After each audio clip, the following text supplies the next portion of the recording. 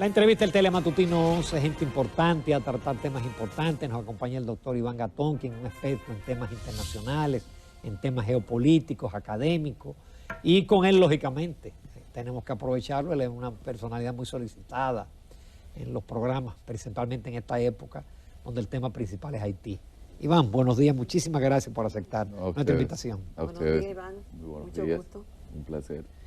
Iván, como tú eres bien conocedor del tema, se dice muy fácil, es necesaria una intervención militar, un fideicomiso, espero que... Plan Marshall. Un plan Marshall, pero que no se le puede el dinero a los haitianos porque se lo cogen. Entonces, dentro del ámbito internacional, de las reglas internacionales, realmente, ¿qué se puede hacer en Haití dentro del marco, como decir, de lo que establecen las Naciones Unidas?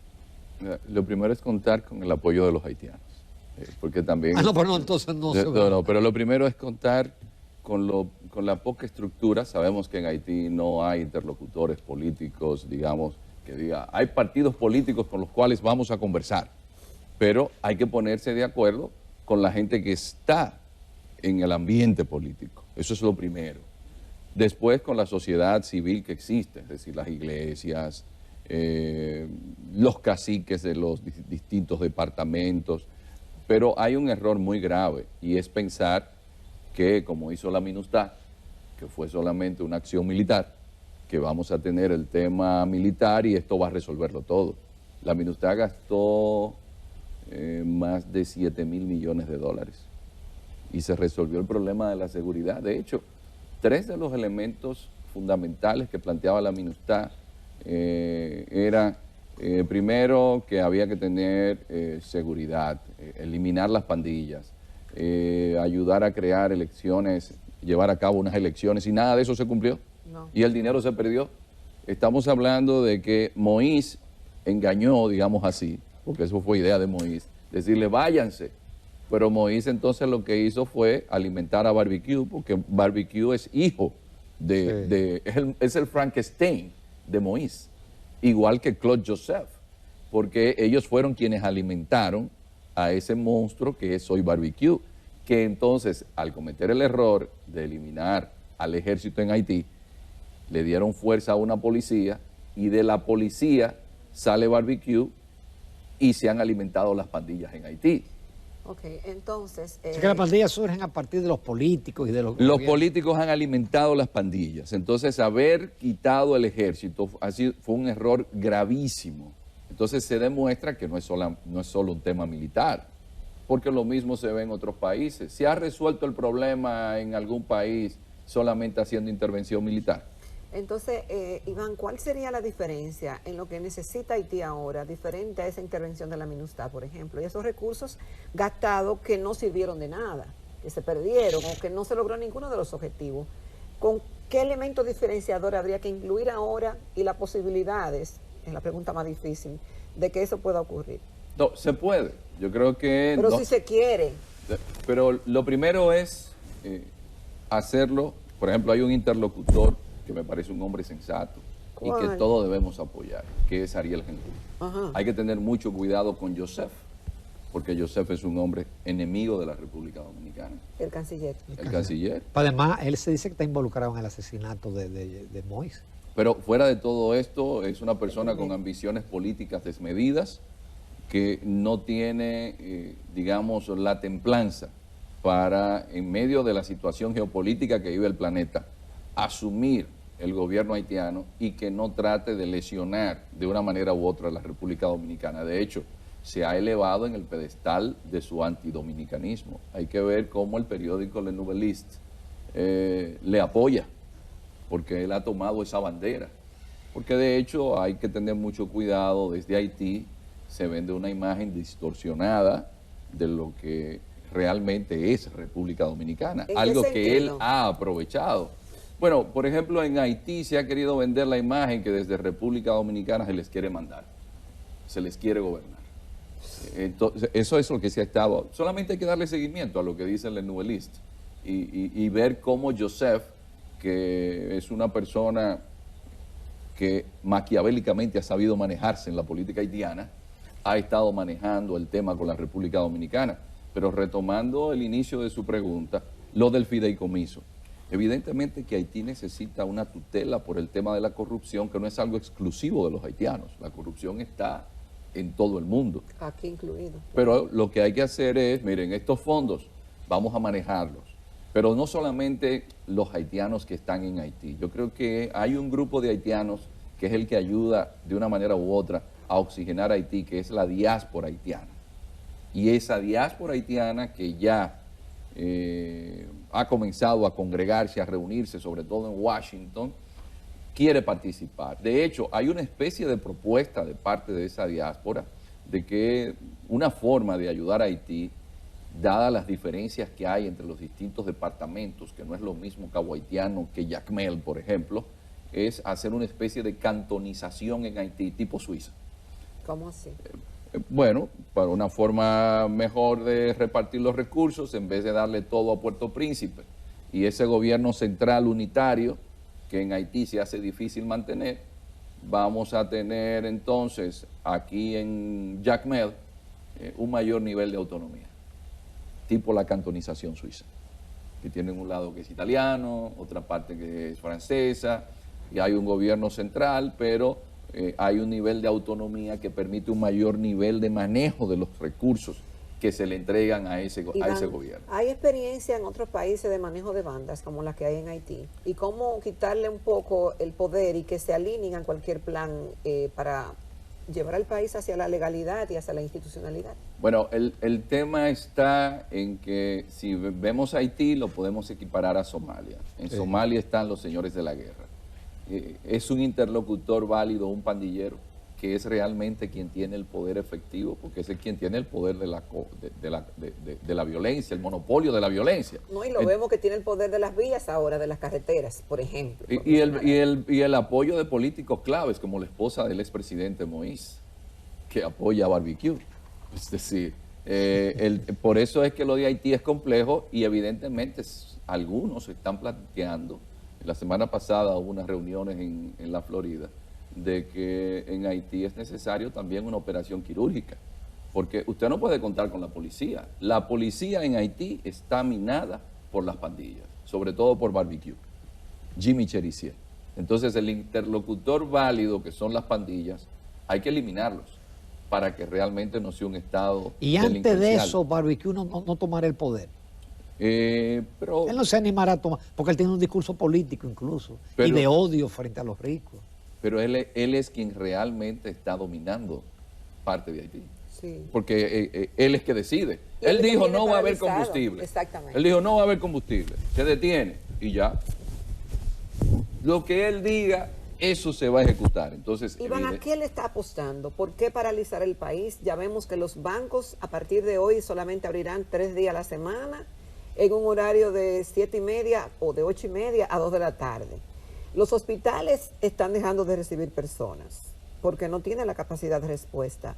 Las escuelas están cerradas. ¿Qué es lo próximo? Es decir, ¿y cómo desactivar eso? Bueno, lo que pasa es que no hay combustibles, no hay comida. Esta gente apuesta a la jungla, porque eso es lo que conocen. Por eso hace mucho tiempo, quizás lo dije a destiempo, yo hablé de Barbecue porque conocí a Barbecue, vi Estados Unidos, periódicos estadounidenses. Dije yo, y este personaje. Y miren cómo ya Jimmy Cherizier es el poder efectivo en Haití. Ya él da rueda de prensa. Si ya él tiene visibilidad. Entonces Haití necesitará un apoyo militar para que Ariel Henry pueda tener un gobierno que pueda ayudar a hacer un proyecto de país, porque lo de Haití no lo va a resolver Henry, lo de Haití lo va a resolver Henry con toda una playa de actores de Haití que digan queremos esto para Haití en 20 o 30 años. Yo le decía a un amigo, miren, Haití hay que hacer lo que hizo España en un momento, que es el pacto de la Moncloa, y me dicen, pero que en Haití no hay instituciones.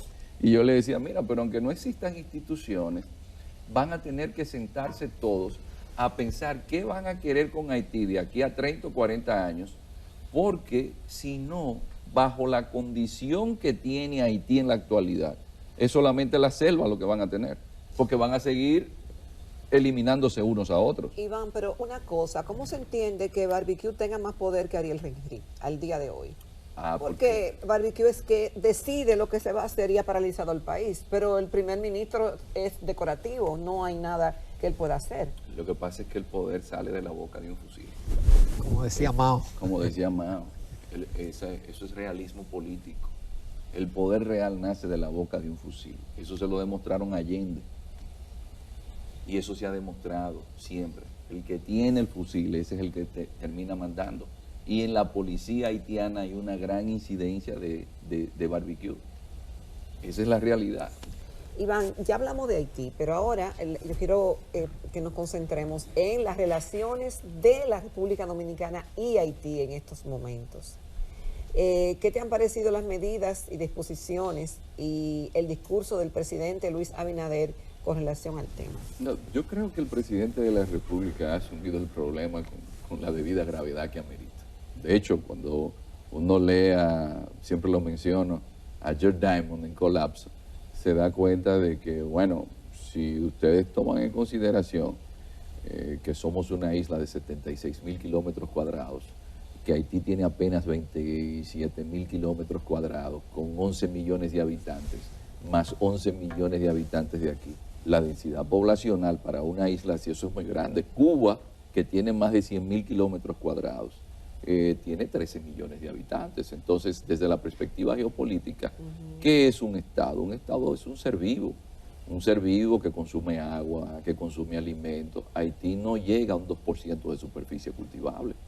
Entonces, imagínese usted que las proyecciones a 2030 del crecimiento de la población, tanto dominicana como haitiana, podría llevar a que la isla tuviera unos 25 millones de habitantes.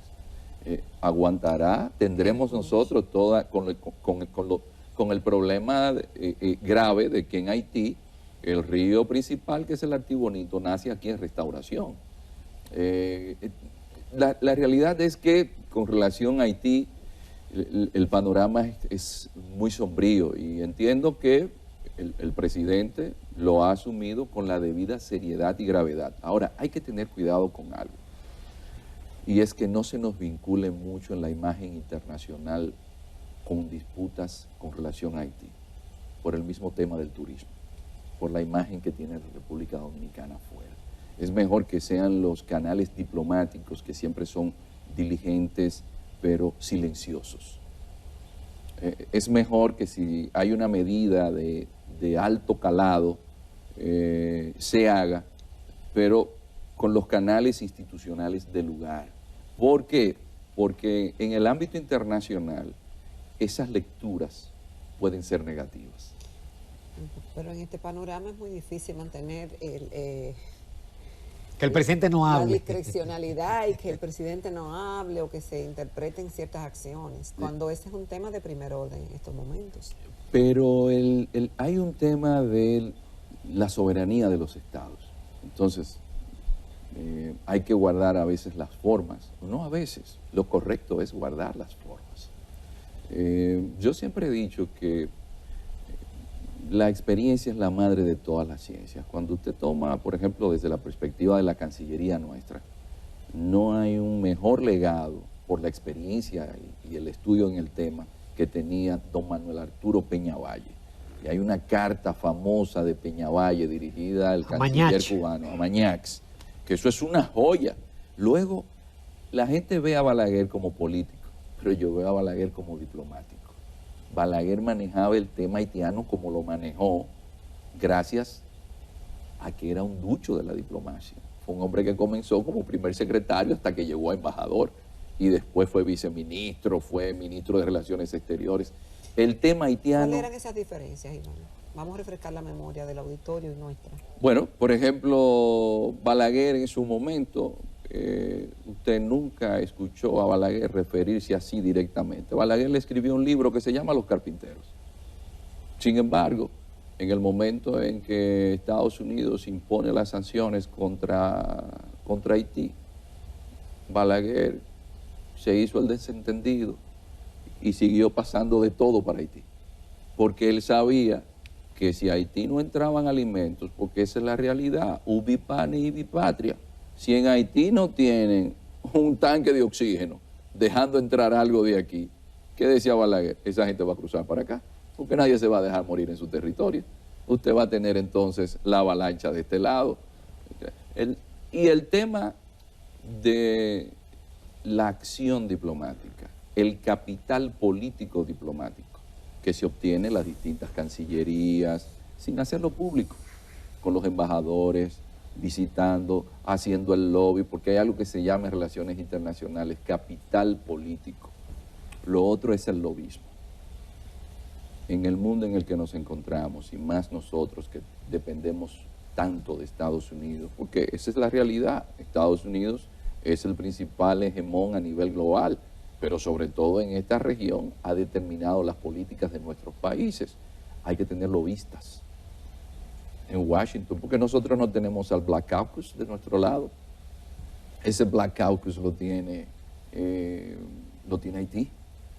Nosotros necesitamos gente que nos ayude a hacer el lobby, porque efectivamente Haití, su diplomacia ha sabido venderse.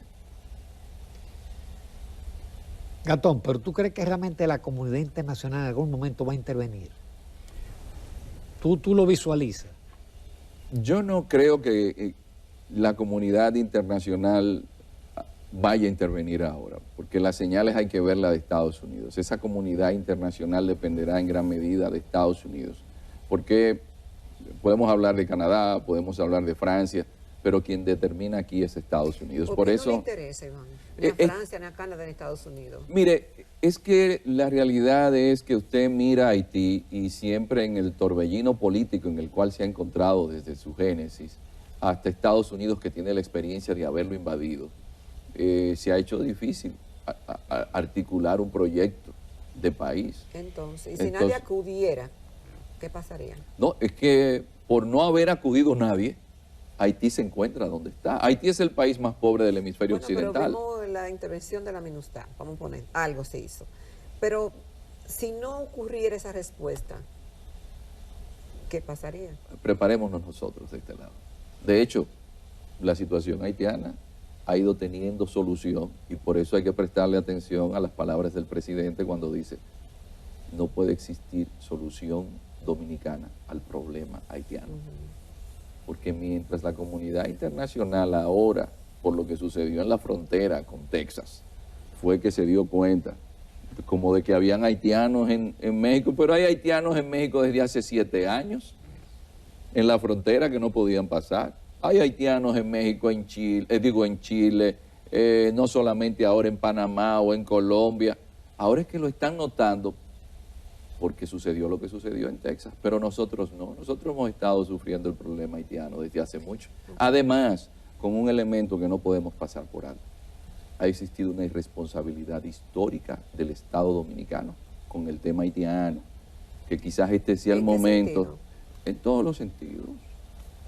Aquí nosotros hemos aupado la migración ilegal para trabajar en distintos sectores. Claro. Aquí lo que hay que hacer es cumplir con las leyes.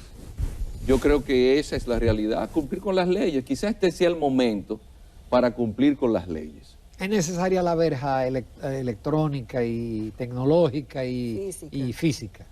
Yo siempre he dicho que los chinos se pasaron cientos de años haciendo una muralla para que los mongoles no cruzaran, y los mongoles terminaron cruzando. Si bien es cierto que puede ayudar para la seguridad, ninguna verja en el mundo ha podido detener a un ser humano cuando ve su existencia amenazada. Más dura, es para seguridad, ayuda un poco, eso es evidente, puede ayudar, pero... Iván, ¿qué explicación podíamos obtener de un experto en el área de por qué, dada la situación de Haití, no se permite que en calidad de refugiados económicos, refugiados políticos, otros países acepten una cuota de haitianos en su territorio? ¿Por qué no? Bueno, es que el asunto es que no es tan sencillo usted llevar gente a su territorio. Pregúntele a Bahamas qué le ha pasado con Haití, pregúntele a Cuba qué le sucede cuando cruzan haitianos. Pregúntele a Martinica, Guadalupe, las islas del Caribe. No es tan sencillo. Con relación a lo que usted, porque me interesa plantearle lo siguiente. Sí. Juana Méndez es el ejemplo de cuando se puede hacer algo. En Juana Méndez se estableció una empresa dominicana y cuando uno fue a Juana Méndez hace 25 años atrás, lo que es Juana Méndez hoy es muy distinto, porque Haití necesita creación de empleo. Sí, pero Haití nosotros le llevamos la empresa nuestra para allá. No, es que no es una empresa nuestra, es una empresa de un dominicano. Yo sé, que bajo las sí, cuotas dominicano. textiles que pues se pueden instalar en Haití, que no hay inconveniente.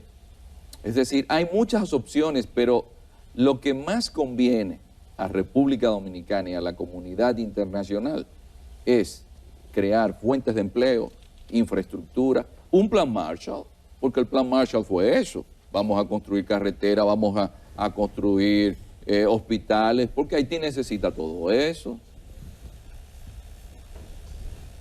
Ya. Ramón, no sé si tú tenías más preguntas. ¿Puedo seguir con alguna pregunta? Pero no me hagas que no queda para una sola más. Ok, Iván, el tema en el punto que estamos ahora, que es ese grado de militarización de la frontera, que son de más de 11.000 personas apostados allá. Al inicio del programa pusimos unas imágenes que dan cuenta de que están en posición de alerta y eso. ¿Eso se puede mantener así por mucho tiempo? Bueno, eso conlleva un gasto, pero es la obligación del Estado dominicano. Hay un problema que Trujillo lo entendió en su momento, y era la dominicanización de la frontera. ¿Dónde comienza geopolíticamente un país? La patria. Comienza en la frontera. Sí, La frontera se está haitianizando. Entonces, lo que hay que hacer es crear fuentes de empleos en la frontera, condiciones sanitarias, de que usted tenga cardiólogos, de que usted tenga ginecobstetras, para que la gente que vive en Pedernales, si se rompe un brazo en Valle de las Águilas, no tenga que ir a Barahona. Es decir, usted tiene que crear las condiciones, como en su momento la tuvo Trujillo, de viviendas, bandas de música, de usted aprovechar con el Ministerio de Deporte y usted enviar una vez a la semana entrenadores de distintos tipos de deportes para que los muchachos de esos pueblos puedan practicar deportes. Es decir, usted tiene que crear las condiciones para que los dominicanos vivan en la frontera, pero cuando usted va, por ejemplo, los fines de semana a Paraíso, usted ve todos esos haitianos que bajan de allá arriba de la Sierra de Bauruco, hasta la zona de la Sierra de Bauruco se la hemos dejado a los haitianos que están cruzando porque no tienen de qué vivir en Haití. Y algo peor, están deforestando. Para sembrar habichuela, por ejemplo, agarran y queman, porque eso es parte de la sobrevivencia. Sí. Queman para hacer carbón. Entonces nosotros debemos dominicanizar la frontera. Hay una irresponsabilidad histórica del Estado dominicano con la frontera. Es más, todavía las carreteras y los puestos de guardia que tenemos en la frontera, fue Trujillo que los hizo. Están destruidos. Iván, qué pena no tener más tiempo. Muy Te buena vamos a tener que convocar, porque nos faltó Nicaragua y nos faltó China. Pero te agradecemos muchísimo el enfoque porque lo que nos ocupa ahora realmente es Haití. Muchísimas gracias. Gracias, Iván. Nos vamos a comerciales. Retornamos con una entrevista con la doctora Marilis Herrera, candidata a la presidencia del Colegio Médico, que tiene elecciones este miércoles.